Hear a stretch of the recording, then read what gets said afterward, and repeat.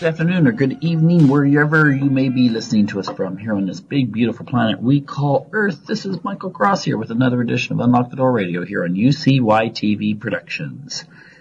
A while back, I did a couple of discussions you can find if you go on my YouTube station about the advantages of psychopathic behavior to an individual. I also did an accompanying video that was called The Disadvantages of Psychopathic Traits to an Individual. And I thought that maybe what would be really good is to also deal with this in regards to society. So I thought what I would do is deal with, and again, this is controversial, don't turn off that dial now, but I think you'll find this quite stimulating, and also if you're intellectually curious about these kinds of issues, I think you're going to enjoy this.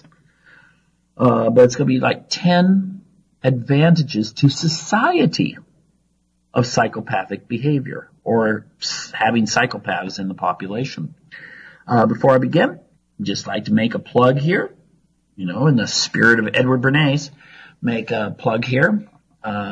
If you're into literature that deals with psychopathy, but also science fiction, check out my new book, The Destiny of Our Past, and you can find that on Amazon. If you want something that's more into politics and conspiracy and those kinds of things, you could check out my most recent book in the series, Freedom from Conscience, The Price of Power. And if you're kind of into Illuminati type stuff and things, I think you'll find that interesting. And again, both books have a basis in regards to psychopathy. Now, let's go ahead and begin. Now, what I found recently was an article it's a few years old, but it was in the December 30th, 2012 Business Insider. Talk about psychopaths. And in it, there was a quote in the article from Professor Kevin Dutton, who's done a lot of research on this topic. And the quote is, and again, you can look this up, December 30th, 2012. Psychopaths are assertive. Psychopaths don't procrastinate. Psychopaths tend to focus on the positive. Psychopaths don't take things personally. They don't beat themselves up if things go wrong, even if they're to blame. And they're pretty cool under pressure. Those kinds of characteristics aren't just important in the business arena, but also in everyday life. Now, yes, you probably get all these horror stories about my husband was a psychopath, or my wife was a psychopath, my business partner was a psychopath, and in all these cases they got cheated and their lives destroyed, by these individuals.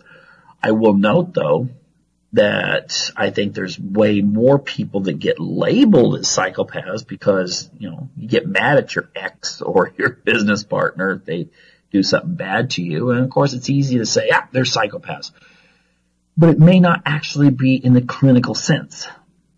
Okay? Just because you do something bad or do something to harm someone or don't show very much feelings towards someone doesn't make you a psychopath. You can look up, again, this isn't a plug here. It's just a way to look up some of the information on what a psychopath is. I did an article on my Freedom from Conscience website. Again, you look up Freedom from Conscience. Is my fill in the blank a psychopath? And I deal with this thing about, what is and what isn't a psychopath. But anyway, let's just assume people kind of have a general idea. Someone who has a high level of needing stimulation, they get bored easy, they don't appear to have any sense of guilt, empathy in the strict sense, They are very manipulative, extremely good speakers, and able to convey information. Those kinds of characteristics are part of the diagnosis of someone having psychopathic personality. But I will note that those can be used for either good or evil. And so a pro-social psychopath is someone who uses it not for evil's sake, whereas an antisocial psychopath is one that has zero regard for others and will just plow through them. Usually the less intelligent of those people wind up in jail or not in a good position in society regarding career, family, and so forth. But in fairness, there are psychopaths who are fantastic mothers, fathers, really good at a lot of professions. But now why is it that about 2 or 3% of the population is psychopathic? If it's such a bad trait, it seems like it would have been bred out of the population. If they mess up relationships, maybe they don't. In some cases, if you're going from relationship to relationship, you might not be the kind that settled down and had 4 or 5 kids and that sort of thing. It should have been bred out. Or if people, that guy's a bad guy, don't date him. You would think it would have been bred out just under simple Darwinistic criteria. On the other hand, if you don't really get into Darwin and you feel that God put us here, then why did God create some people with these personality traits? And most evidence shows that you have to be born a psychopath to be a psychopath. Yes, you can turn off your emotions, but you actually can't. You can't shut down your emotions and become like a Mr. Spock from Star Trek or something like that voluntarily, because it's there. It's like saying I just won't pay attention to my foot itching or something like that, and therefore being in control. Well, you may be able to put it out of your mind, but eventually you're going to be reminded of your foot itching. Well, it's the same thing with psychopathy. Okay? People may act like psychopaths, but they're not really psychopaths. And people can be born psychopathic. And, depending on the environment they're raised in, it'll determine which direction they'll take in life. But anyway, what would be the reasons why, maybe from an evolutionary psychology standpoint, that we have psychopaths? Or why would God put psychopaths here? Let's take a look at that. 10 reasons.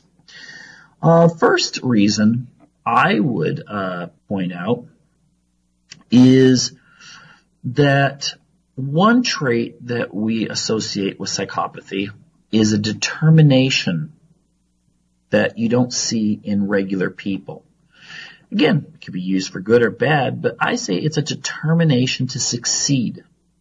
They have incredible focus if they want something. If they don't want something, then they won't pay much attention to it at all. But if they have a goal, be it everything from weightlifting to being a superb runner, succeeding in a particular business, getting the man or woman of their dreams, trying to do well in a business venture they set up, they have a determination that is unmatched. And so therefore, this is something that benefits people if they have it. So therefore, it's a trait that, whereas even if a person's psychopathic, we're going to admire and reward people who are able to function in this particular way. So, 1, determination to succeed. Now, the second one that's related to that is number 2, a willingness to get the job done even if it's not pleasant. And if a person's not handicapped by some of those traits I just brought up, and I'll get into this in just a moment, in regards to empathy, but, if you think about it, the image of the gunslinger who's been hired by the townspeople to protect them from this gang of outlaws that are raping and murdering their way through the countryside. The psychopath would be the one who would say, you know what, I'll take care of the job, and go out there and maybe with absolutely no remorse get rid of those outlaws, erase them, from the face of the earth. And a lot of times regular people are like, oh, I would like them not to be there, but and then they find a reason why they can't go out and do it. Oh, my leg hurts, I can't ride a horse, or something like that. And a psychopath wouldn't think in those terms. If they had a goal, be it vengeance or just a goal, they would accomplish it. So, think about this. Think about this. In the old days, well, maybe in the new day, we may have wind up with this in the future. Let's say you have an epidemic that is hit your society. And, we could use fictional example, The Walking Dead. The psychopath might be the one most likely if someone's bitten by the zombie, so to speak. And again, I'm using the zombie as a metaphor here for disease or whatever. The average person would be like, well, no, I can't. I'm not going to do harm to this person. We got to take care of them and these kinds of things. The psychopath would be like, oh, no. And if you watch the series, no. He's going to turn and he's going to start biting other people. And, maybe, it's, for the benefit of society, it's better that person not be there, be they thrown out of the society or whatever, than to remain there. And most people would not be able to do that. Crime wave, I just mentioned, these kinds of things. Psychopaths would be more likely to do something, even if it's like something that would make people go, oh my gosh, this is so horrible. But it might save the society in the long run. Okay, so there's number 2, a willingness to get a job done, even if it's not pleasant. People higher in psychopathy are more willing to do that. And we can, again, you don't have to think of fictional examples or hypothetical examples. There's been times in the past where you had to control diseases like leprosy and things like that. Do you think it was easy for a society to be able to say, oh, my mom's got leprosy. She needs to go into the leper colony. You probably had people that were in that society who would come by and they would forcibly take your mom and put her in the leper colony. Whereas you might be like, no, we'll try not to catch it from her, which would then lead to your family being exposed to it. So perhaps a psychopathic person or persons that were in charge of that society would be able to maintain the health of that society, if need be. Okay, that was number 2. Now, associated with that is an idea of not being handicapped by empathy. Now, you see, in our society, we put a high emphasis on praising empathy and saying it's a good thing. But the problem with empathy is that sometimes when we think emotionally towards an issue, it's not the best thing to do. Again, if we had a major pandemic, like the Spanish flu epidemic, we might have to actually cordon off an area and say people from this area cannot travel into our region. Now, high empathetic people would say, no, this is wrong. We can't close our hearts. We need to, help people and so forth. if you were in a situation where, the old lifeboat scenario, you've got enough room on the lifeboat for 10 people, but you've got 13 people. The highly empathetic people might be saying, no, you can't force someone off the lifeboat or not let them get on. We need to pile everyone on, and then the lifeboat capsizes and everybody dies. Okay? Empathy is not necessarily a great trait to have. We want to have people caring for others. We want to have people that are there to do good, but sometimes doing good does harm in the long run. What if you're like, there's a tiger that's been eating people in your village, and you're like, yeah, but this is springtime and the tiger probably has cubs. I mean, it's not her fault that she's attacking people. I mean, you can't kill her. Well, maybe we set a trap and then try to haul her off, and then catch her cubs and then try to haul her into a new area. Well, that's only a luxury you might have in the modern day with tranquilizer guns and stuff like that. But in the old days, if too much empathy for the tiger and its cubs might mean that, more people in your village wind up becoming food. And so therefore, the person who was able to either shut off the empathy or didn't have a high level of empathy might be the one that got the job accomplished. Okay? Okay, so that was number 3. Now, some other things that are important, especially when we talk about the past and why the societies have succeeded, and in part because of psychopaths, is psychopaths, number 4, are good at organizing people.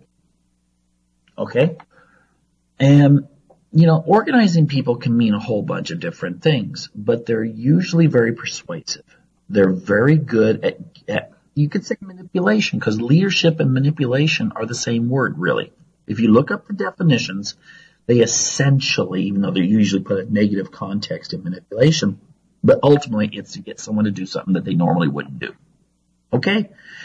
And so leadership and manipulation mean the same thing.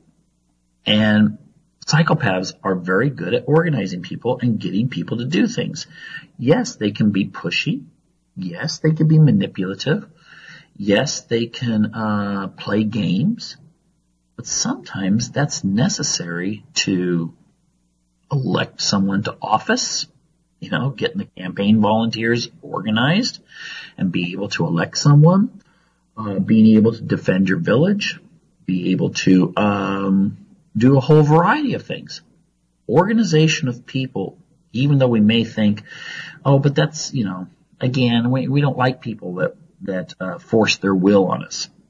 Well, we are a communal species, and so therefore humans cannot survive independently. Okay? Nature, I'll be honest with you, nature's beautiful, but nature is always there to kill you. Okay? There's always something there. The plants we eat, we think, this is so wonderful when I eat some of these green plants that are good for me. Well, actually, they all contain toxin. It's just humans have an ability not to be poisoned by that toxin.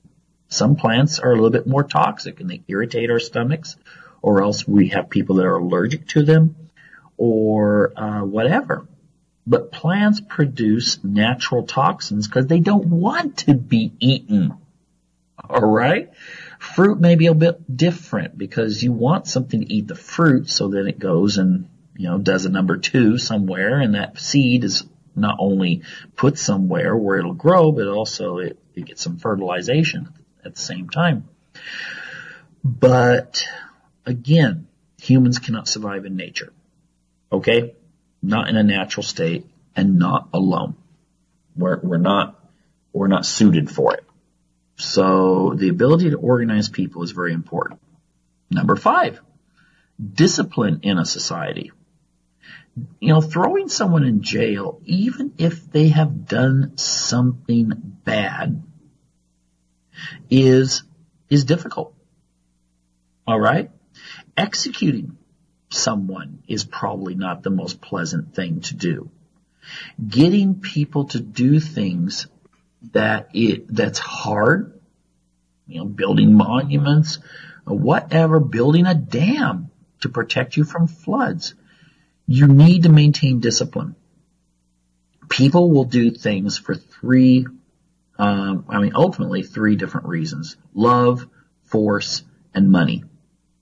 Okay, and most people don't love you. That's just the fact of life. Force, sometimes it's been necessary to have force, to win a war or to build something that prevents a disaster.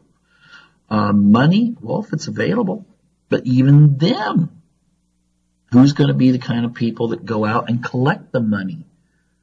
All right, or be in charge of the people, being able to organize people to go do it for them. Probably high in psychopathy. So therefore, discipline in a society may require people at the top that are actually keeping that discipline going. Now, what if we get to number 6, which is actually the opposite of that? What if you have a tyrannical system? Maybe you got some really bad psychopaths, or you have a society that is just crumbling because maybe too much empathy or just weak.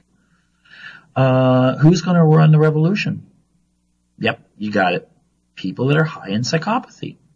They're going to be the ones who are going to be able to organize a revolution and organize people to overthrow a tyrannical or a weak government that is hurting the people in the long run. Now, again, it doesn't mean that their motivations are going to be, I'm doing this for the love of humanity. It may be a selfish motivation. I don't know how many of our founding fathers of the United States were motivated by either high levels of psychopathy, maybe revenge on the British, or personal business interest ideas, or a true, desire towards building a better country. But any of those factors, including the last one I just noted about building a better country, would indicate probably a high level of psychopathy. Building the new Atlantis on the American continent.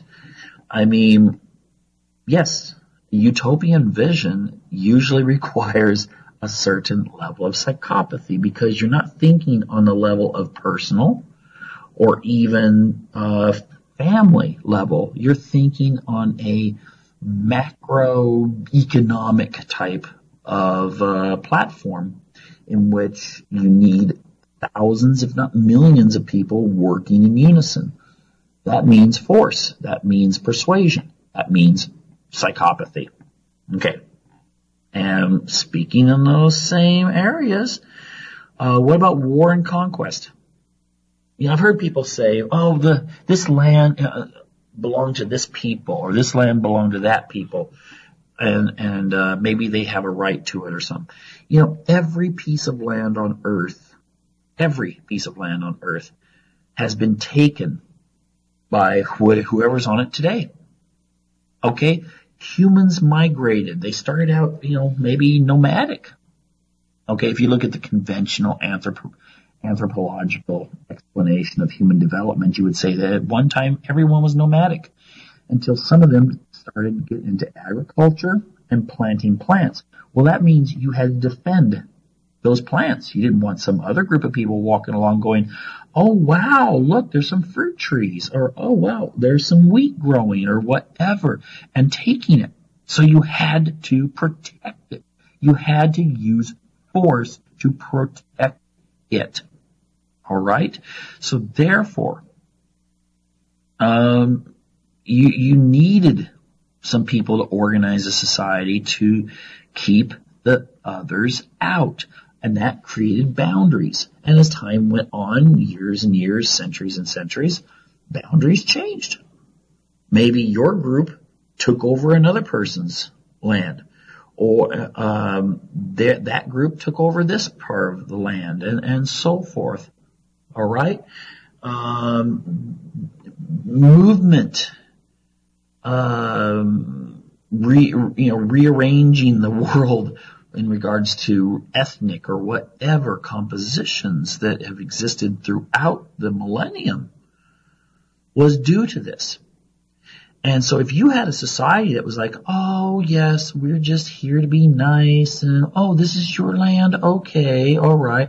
Oh, this is your river, okay, well, we won't drink from that river. You see the point? It disappeared. Those ancestors disappeared.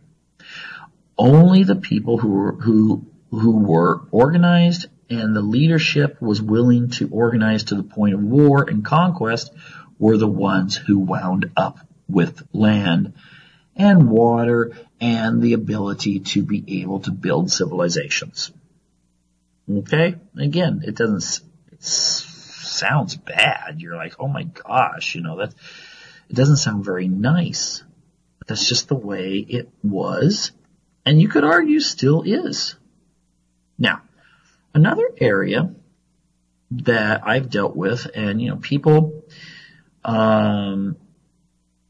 have, number 8, that people have kind of said, no, psychopaths are not creative. There's a lot of videos out there from people that say that they're experts on psychopathy. They'll say psychopaths are not creative. They can only take in from someone else. That's not true, actually. It's not true at all. There's been studies after studies that have shown that people with higher levels of psychopathy tend to be more creative. And also that is because they are able to break bounds. So here's an area where you can look at such things as art. I haven't studied it specifically, but maybe music. Other things when it comes to making something different. You see, humans are very much into status quo. Well, this is the way it's always been. Okay, that's just part of our nature. Maybe it's because what works, and we don't want to mess around with it. Usually societies have been very slow to adapt to new technologies and so forth. But perhaps people that are psychopathic are willing to break those boundaries. I would say, and this is for better or for worse, maybe the people that are going to usher in transhumanism will be psychopaths. Because they're going to be like, oh wow, let's see what we can do with artificial intelligence. Oh wow, let's see what kind of robots we can create. Oh, I wonder if we can live forever. Those are the kinds of people who they're not going to be held back by people saying, no, this is not the way it's supposed to be done. We weren't created for this purpose. We shouldn't do this. We shouldn't tamper with nature. Psychopaths are more than willing to tamper with all of this. And if they're into science, then they are going to be, and I'm not saying mad scientist type things. They're going to be the ones saying, why not? Why not try something new? And they're going to be more likely to try something new. All right? Because they're not held back by people saying you shouldn't. I've noticed some atheists will make comments like, do you ever notice how you don't see very many highly religious people in, the arts? And make it sound like that religious people aren't very smart. Well, that's not true. All right? It's not true. But what we usually prize in society is innovation and creativity in something. This is something that's not been done before. At least in Western society, that's the way we are. Oh wow, no one's ever done this. This is so spectacular. How did you get the inspiration to do this? There's a lot of people that are highly religious that probably got the same inspiration. But then they went, I don't think I want to do this. You can look at some of Salvador Dali's work, for instance, or Picasso's, or I'm not saying they're psychopaths, but they broke new ground. Okay? They did something other people would maybe feel a little bit like, no, I don't think I want to try that. Many authors, that do something totally unusual, other people will say, nah. And again, I'm not saying any of these people, that have been very creative in arts, I'm not saying, oh, this one's a psychopath, this one isn't, or any of that, because it's impossible to tell. But I will say that things that might make the average person blush in the art world, psychopath is like, I wonder if, what they're going to say is not, should I do this? They're going to say, I wonder if I can get away with this. That's what's going to go through their mind. And then they do it, and then people are like, oh my gosh, how fantastic. Or if they write a novel, or they make a movie that's pushing the bounds. You know, it's that's why, psychopathy can lead to higher creativity. Doesn't mean it's always good, okay? Don't get me wrong. I'm not saying that all the really weird stuff out there is good. But I'm saying that you could say it's at least creative in a sense. So therefore, psychopaths would be more likely in a society to be the innovators in those areas. Now, one other thing, number 9, is psychopaths may be very good at preserving democratic institutions. You're going, what?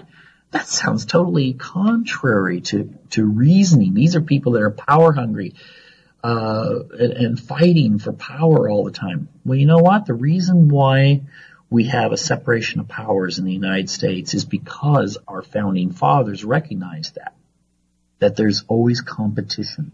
People are fighting. I want your job. I want to have this power. I don't want your party in charge. I want my party in charge. And so therefore, you have competition. And so if everyone, think about this. What if instead of competition, we just had people running for office because they said, I can administer the society better. I'm pretty good at doing things. You know what we'd wind up with? We would wind up with bureaucratic stagnation, because the only people that would run for office would be the ones that, really were not motivated by achieving something major or power or making sure that they won over the other one. So you might as well just throw out the idea of competition. You might as well throw out the idea of having good, rousing debates. You would just have this kind of, well, I can do this. No, I can do this. And you would not have you would have a boring society. And you might actually wind up with a society that goes wrong because no one pays attention to what's going on in the society. So therefore, you might get boring, non-psychopathic people take control, but no one willing to do anything about it. And then therefore, they wind up creating a society that's probably, going to take away your rights more than any number, a society where maybe everyone running for office has a high level of psychopathy or narcissism within their system. Finally, number 10 is, I would say that psychopaths are very good at working under stress. They're the kind of people who, again, they can focus well, they don't care what other people are thinking, and they're also ambitious. So therefore, in a stressful situation, they're able to make decisions quickly, even if they're not popular decisions. They're able to bring things together. They can accomplish things. Now, I'm not saying that psychopath is going to be someone who you can totally think, oh, I just want to hire psychopaths in my job. I'm just saying that in many cases, some of your best workers can actually be psychopathic because they're going to be the most dedicated. What if you had a detective who was who has to deal with a really, really complicated case, and there's a lot of stress because everyone wants this case solved? Well, they're the kind of person who won't just suddenly freeze under stress. Psychopaths don't usually freeze under stress. Yes, psychopath actually, and this is true, can actually wind up with a panic attack, because everyone can. I mean, sometimes things can hit. But the irony is that many times I've heard about psychopaths having panic attacks is when the job's done and the stress is gone, and all of a sudden, there's not something there kind of pushing them along, and then everything kind of unwinds and leads to a panic attack. I'm not sure exactly what to do now. So the thing is that if you want, be an aircraft pilot, a fighter pilot, surgeon, has to work really quick to save a life, a detective that has to find the solution so they can stop this person that's out there, doing all kinds of mayhem in the society. Psychopaths are good at it. They don't feel stress the way that a lot of people do. Now, again, they can feel stress, all right, but they don't shut down. A lot of people, the reaction to stress is to suddenly freeze or panic or kind of get that stare where they're like, and not be able to take the next step. Psychopath, boom, they'll take the next step. They'll just do it. To them, to a large degree, it's a game. And they want to win the game. And so they'll do it. And that's, an advantage in society to have such people. Now, in conclusion, again, I'm not saying that there's women out there who need to go to a sperm bank or something like that they should go and ask the doctor to make sure that they, I just thought about that doctor. No, the regular doctors tend to be very low in psychopathy, whereas it's like surgeons and emergency room doctors who work under stress that tend to have high levels of psychopathy. But I wouldn't say that the average woman should go into the sperm clinic and say, "Do you have a psychopath, that donated so I could have their kids?" Although I have heard, this is interesting, I have actually heard that, at least people speculating that people that are men and women both who are more willing to go to a doctor and donate eggs or sperm and realize they've got kids all over the place. They might have 10, 20 kids that they'll never meet. Probably are high in at least narcissism or psychopathy. To be able to do that, because most people are like, no, I wouldn't want the idea of me having a child somewhere that I have nothing to do with its life, even if it's not really my kid, it's my genetic material. So you might actually have a higher level of people that donate that are psychopaths or narcissists. And so who knows, maybe you'll get a higher number of them in the future. It would be really a wonderful psychological study to see if indeed this is the case. Or find a person who's, let's say, the ideal, athletic,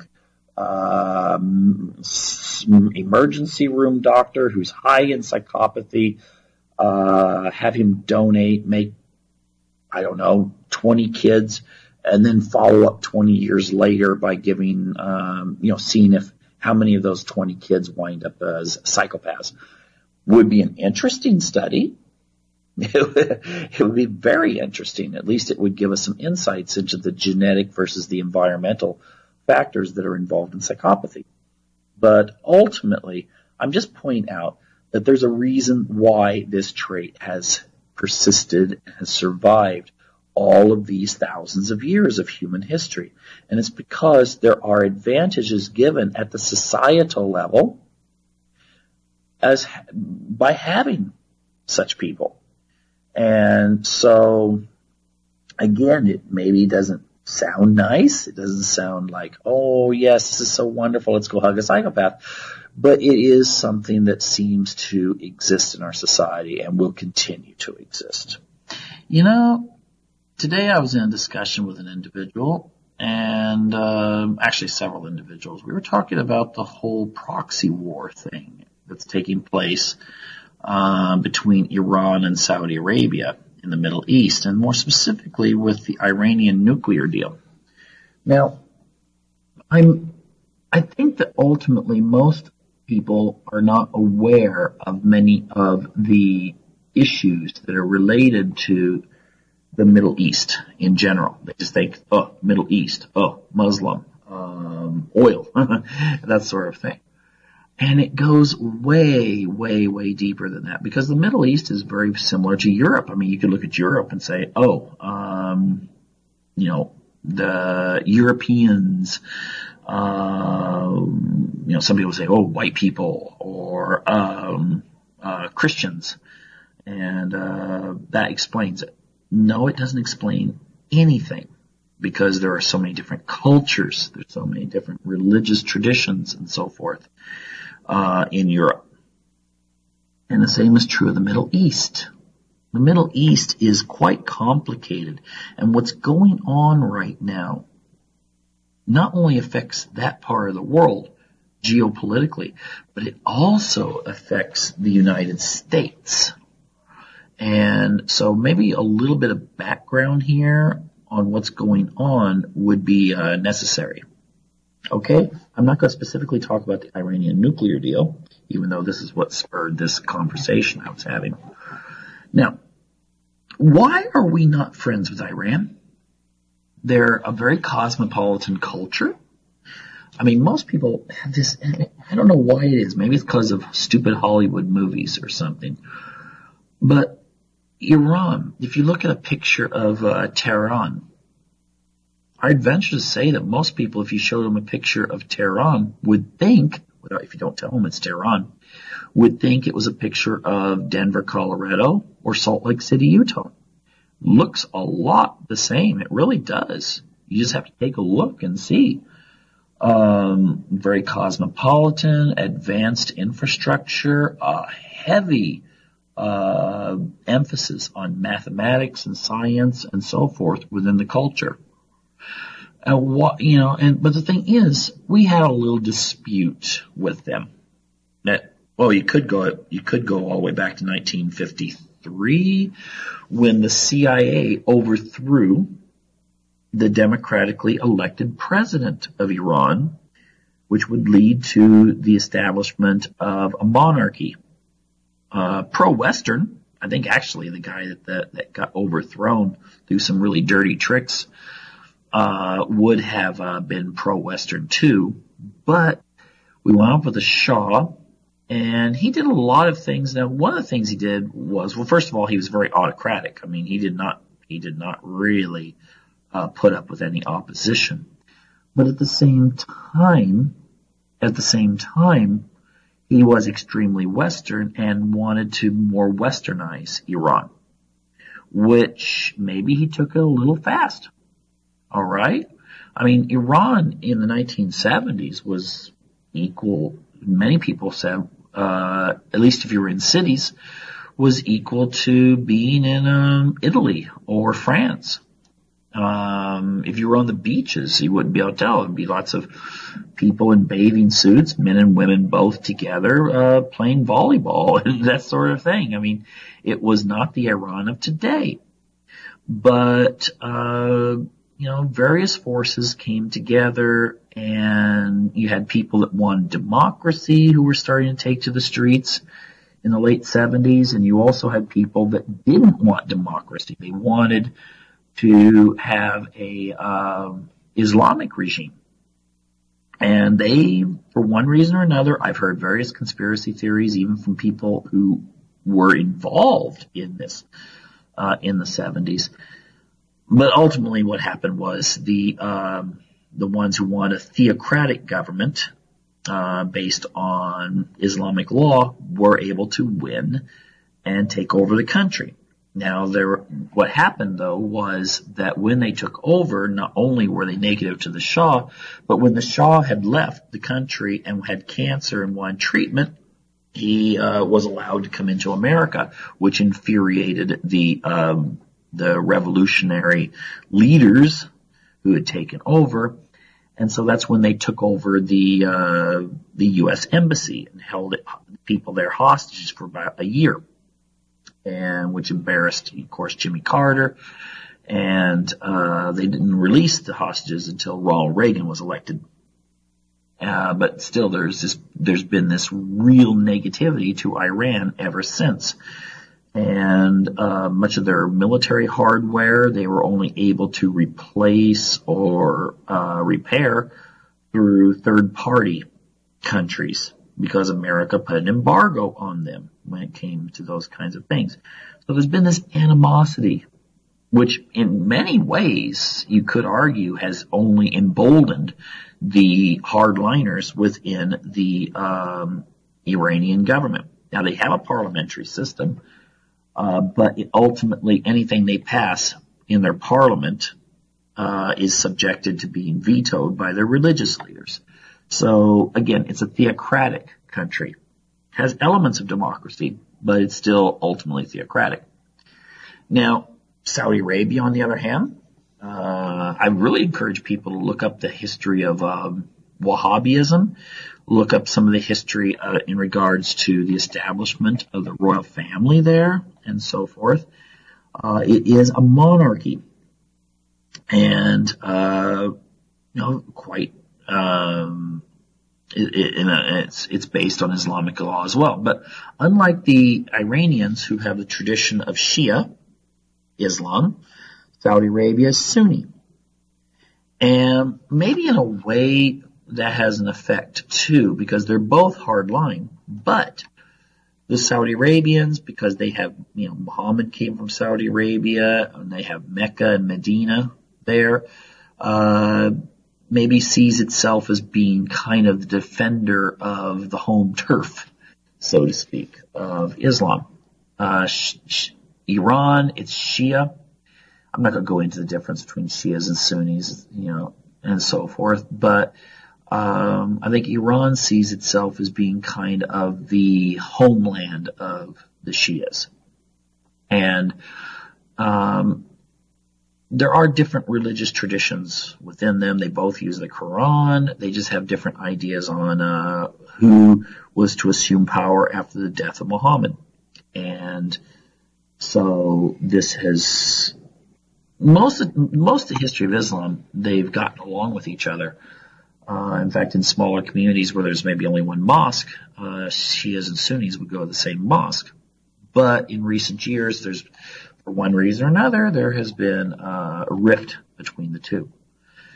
Now, if anyone actually wants to see a really interesting documentary about the Middle East and touching on Saudi Arabia and Iran and so forth, they should watch the documentary Bitter Lake. There's an edited version. It's a little bit smaller. So you just look up Bitter Lake Teacher's Edition on YouTube. Really fascinating. Starts out with when Roosevelt was trying to make sure that the oil in Saudi Arabia was going to be under U.S. control rather than British.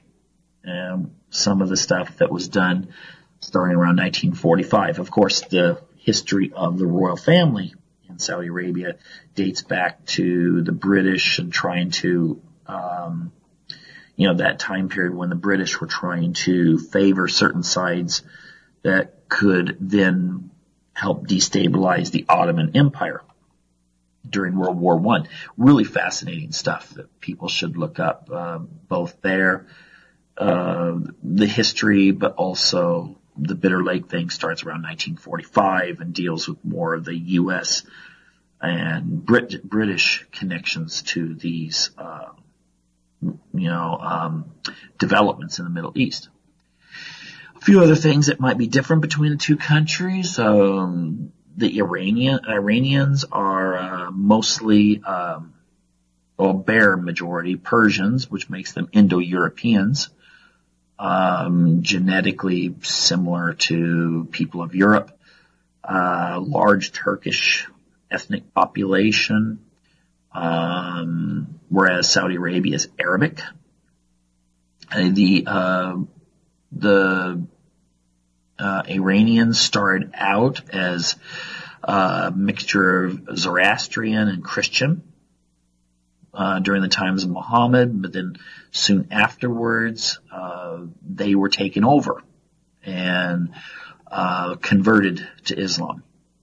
And to a large degree, many Iranians still remember this, so they maybe don't look at it as like a country like Indonesia, which converted to Islam through missionary efforts and so forth.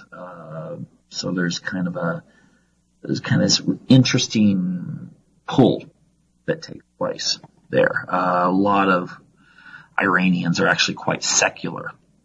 I think you find secular people in Saudi Arabia too, but in both cases they kind of keep it quiet because there's some laws there that are not necessarily too friendly in either country to those who might say that they don't believe in religion anymore. Now, one thing that's quite interesting that has that's a history of the United States relationship with Saudi Arabia is that during the Cold War, Saudi Arabia was seen as this really good country to have as an ally, because even though it was very hardline, even though there's a very strong Wahhabi tradition within much of its population, this was seen as anti-communist, because, of course, communism was associated with atheism and secularism and all these kinds of things. So America was really quite happy with this, because, the enemy of my enemy is my friend. So, you might have some very conservative views being taught in various madrasas and so forth around the world, or in mosque, that might receive some of their funding from Saudi Arabia. But it was seen as a good barrier to communism. I mean, you can look up where Zbigniew Brzezinski, under Jimmy Carter, was telling the Mujahideen, to go and take Afghanistan back, because it had a government that was socialist and pro-Russia, pro-USSR. And so the United States wanted to kind of get things stirred up there. And the Mujahideen went in, they started causing trouble, which of course America wanted this to happen, because then the Soviets were like, let's go in there and fix this. And they got bogged down in a war, and they failed. and they finally pulled out after having a lot of casualties. Some other things that link America to Saudi Arabia, though, is why we're kind of on Saudi Arabia's side, is because of the petrodollar. And you can look up the history of that. We could spend hours talking about the petrodollar. But the petrodollar is very important. Without it, I don't think the United States economy could survive. And so in a sense, Saudi Arabia needs America for arms and protection.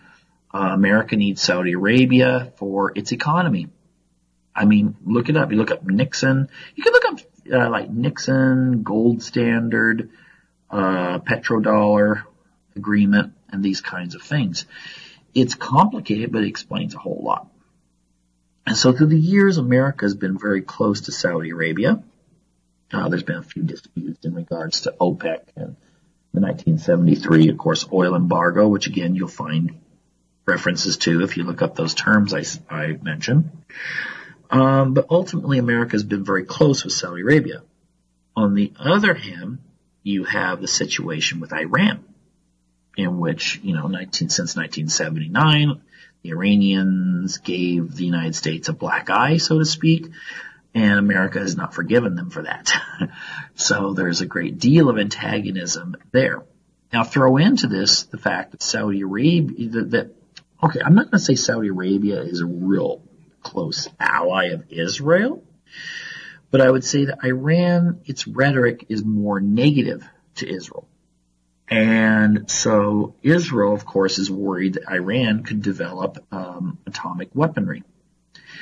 And so, therefore, the United States doesn't want that, obviously, but the Saudi Arabians, since, their two countries don't get along so well with each other, they have started veering closer to Israel.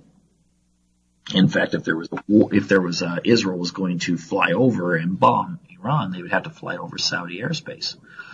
So in that sense, there's this kind of interesting alliance there when it comes to Israel wanting to protect itself, having to work with Saudi Arabia, but Saudi Arabia being scared of Iran, so therefore they have to work with Israel and the United States. So maybe it's not so coincidental, all these events that Donald Trump's been involved with in the last year, whether it's the embassy or the whole arms deal that he made soon after he was elected with Saudi Arabia. Now, in regards to this whole proxy war thing, though,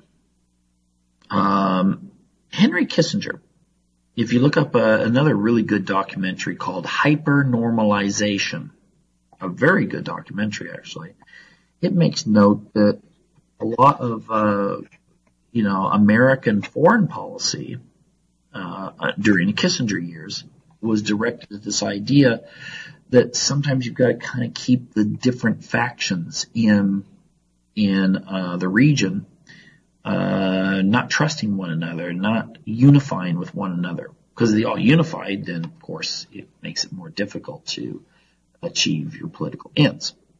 So this kind of, keeping people, instead of coming in and saying, let's all be one big happy family, that's not the U.S. foreign policy.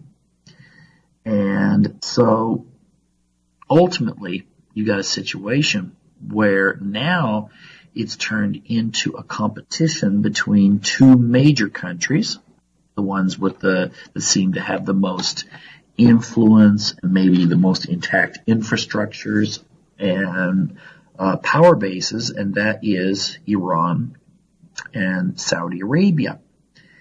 And you see two proxy wars taking place right now, in which rebels in Yemen are trying to gain power, and they've aligned with Iran, and Saudi Arabia has been trying to keep them from coming to power.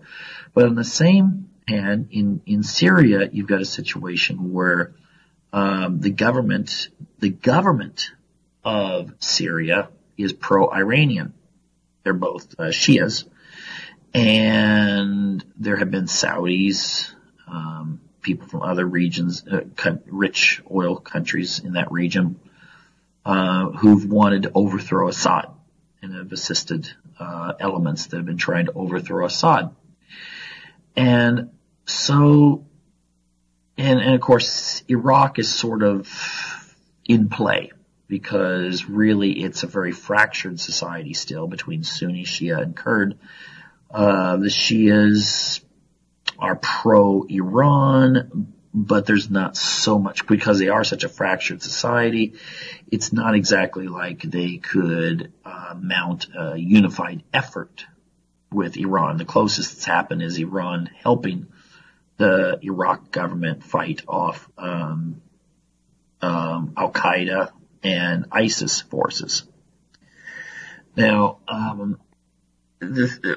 with this kind of situation, one has to wonder what is going to happen when finally ISIS is overthrown. I didn't say Al-Qaeda, because they seem to have become stronger as time has gone on. Remember, by the way, there was no Al-Qaeda in Iraq when Saddam Hussein was in charge.